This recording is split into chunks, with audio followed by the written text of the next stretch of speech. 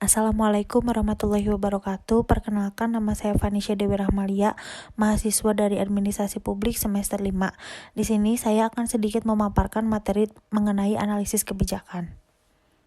Selanjutnya, yang pertama ada formulasi kebijakan.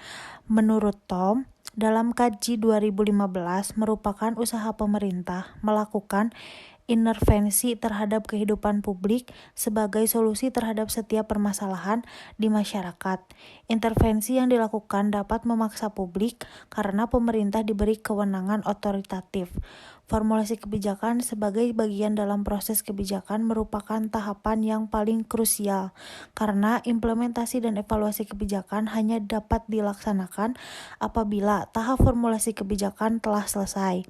Di samping itu, kegagalan suatu kebijakan atau program dalam mencapai tujuan-tujuannya sebagian besar bersumber pada ketidaksempurnaan pengolahan tahap formulasi. Tahap-tahap tersebut mencerminkan aktivitas yang terus berlangsung, yang terjadi sepanjang waktu. Setiap tahap berhubungan dengan tahap berikutnya. Dan tahap terakhir atau tahap penilaian kebijakan dikaitkan dengan tahap pertama, penyusunan agenda, atau tahap di tengah dalam aktivasi yang tidak linear. Adapun pendekatan teori yang digunakan yakni konsep Winarno. Winarno mengemukakan tahap formulasi kebijakan terdiri dari yang pertama, perumusan masalah atau defining the problem, yang kedua, agenda kebijakan, yang ketiga, pemilihan alternatif kebijakan untuk memecahkan masalah, dan tahapan penetapan kebijakan. Berikut beberapa macam model perumusan kebijakan menurut Nugroho dalam bukunya Public Policy, yaitu yang pertama, model kelembagaan, yang kedua model proses, yang ketiga model kelompok, yang keempat model elit, kelima model rasional, keenam model inkremental, dan yang ketujuh model teori permainan. Nah, selanjutnya ada analisis implementasi kebijakan.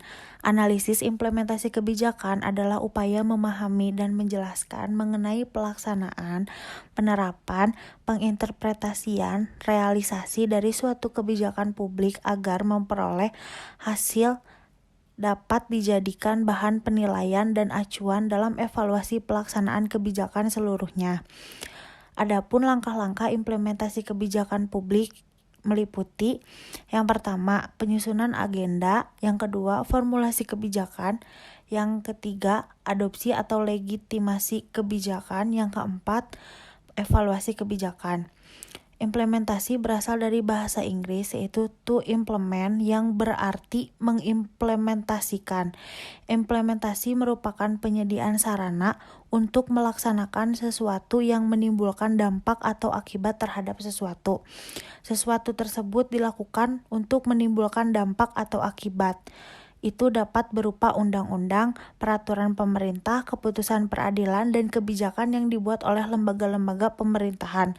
Dalam kehidupan kenegaraan, menurut Solihin Abdul Wahab dalam bukunya yang berjudul Analisis Kebijakan, dari formulasi ke implementasi kebijakan negara 2001, dalam mengemukakan pendapatnya mengenai pelaksanaan atau implementasi sebagai berikut.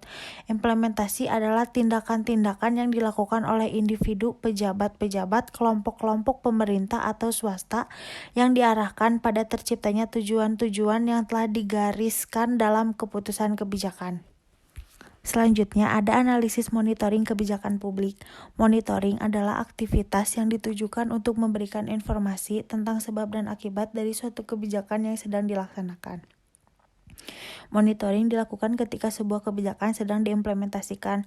Ada 5 metode monitoring. Yang pertama, deteksi intrusi, yang kedua, sniffing paket, yang ketiga, vulnerability scanning, yang keempat, monitoring free will, yang kelima, pengujian penembusan.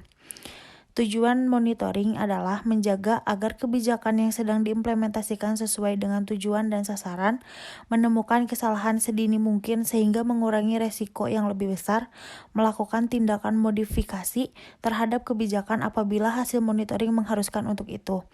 Selanjutnya, ada fungsi monitoring dan evaluasi. Monitoring menentukan apakah tindakan administrator, staf, dan semua yang terlibat mengikuti standar dan prosedur yang telah ditetapkan. Pemeriksaan atau auditing. Monitoring merupakan apakah sumber dan layanan yang diperuntukkan bagi pihak tertentu atau target telah mencapai mereka. Selanjutnya, indikator monitoring mencakup esensi aktivitas dan target yang ditetapkan pada perencanaan program. Apabila monitoring dilakukan dengan baik, akan bermanfaat dalam memastikan pelaksanaan kegiatan tetap pada jalurnya atau sesuai pedoman dan perencanaan program. Selanjutnya, monitoring dilakukan dengan cara menggali untuk mendapatkan informasi secara regular berdasarkan indikator tertentu, dengan maksud mengetahui apakah kegiatan yang sedang berlangsung sesuai dengan perencanaan dan prosedur yang telah disepakati. Beberapa permasalahan dalam monitoring dan evaluasi di lingkungan pemerintahan daerah. Yang pertama, Monef belum menjadi kebutuhan mendasar untuk perbaikan kinerja. Yang kedua, rendahnya kemampuan PNS dalam perencanaan. Yang ketiga, rendahnya kualitas data dan informasi. Yang keempat, belum optimalnya audit kinerja oleh BPK, masih fokus pada audit laporan keuangan. Selanjutnya ada polis memo. Memo kebijakan merupakan rekomendasi singkat akan satu isu kebijakan untuk landasan pembuatan keputusan kebijakan yang bersifat terbatas. Memo kebijakan bersifat praktis teknis dan biasanya dapat kombinasi pilihan kebijakan. Memo kebijakan dibuat untuk memberikan rekomendasi kebijakan yang bersifat sangat segera dari klien. Biasanya eksekutif pemerintahan seperti presiden dan menteri. Selanjutnya ada karakteristik polis memo. Yang pertama, audiens atau pembuat kebijakan. Yang kedua, fokus atau pesan kebijakan untuk stakeholder. Yang ketiga, konteks isu atau tujuan advokasi dan lobby. Yang keempat, metodologi atau jarang memuat penelitian primer. Yang kelima, bahasa harus jelas. Yang keenam, panjang atau maksimum 2 halaman. Selanjutnya ada police brief. Police brief adalah merupakan hasil analisis terhadap suatu isu strategis dan kebijakan dalam bentuk naskah singkat untuk meyakinkan policymaker agar mengadopsi alternatif pilihan yang diusulkan. Diklat ini didesain agar peserta memiliki kemampuan untuk menyusun police brief. Penyusunan police brief yang pertama mengidentifikasi isu kebijakan, yang kedua mengembangkan dialog dua arah dan keterlibatan dengan beneficiari dari manfaat riset, misalnya pembuatan kebijakan. Yang ketiga menciptakan tim komunikasi dan diseminasi. Yang keempat mengidentifikasi kelompok target audiens dan yang relevan. Selanjutnya ada policy paper. Sebuah kertas kebijakan didefinisikan sebagai instrumen komunikasi yang didorong oleh nilai, berorientasi pada masalah yang dirancang untuk membantu pengambilan keputusan.